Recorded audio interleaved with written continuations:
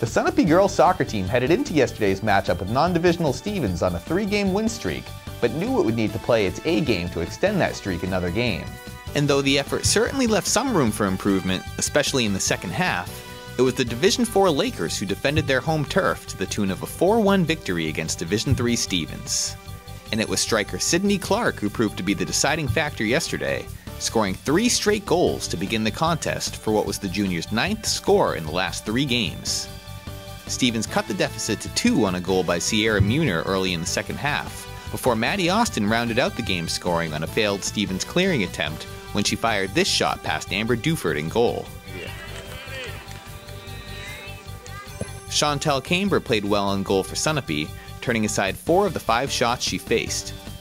I spoke with Clark after the game, who talked about the advantages of playing a Division III opponent and her success this season finishing scoring opportunities. We look forward to it a lot. Like, yes, they're in Division III, they're more of one of our competitive teams to play, so when we play them, we try to give it our all. I mean, it doesn't always happen, but we usually try. Last year, Cooney always said to me, like, Sid, you need to find your shot. Like, I would always be missing, I would always get down on myself, but like, this year, some reason it's just been clicking to me. I don't know what it is. Like, I'm not really, sometimes I'm not even trying, but like, it just happens. It doesn't really matter to me though that much. Like, at first it was like, yeah, like 3, woohoo, but now I'm not really paying attention to that. You know, I'm caring about our team, about winning, because that's what matters in the end. I also spoke with Sunapee coach Miles Cooney, who talked about how Clark has developed as a player in her 3rd season with the team. You can tell. I mean, Sydney's maturing as a person and as a player on the field, and it's from day one here. You could sense a little different demeanor. She's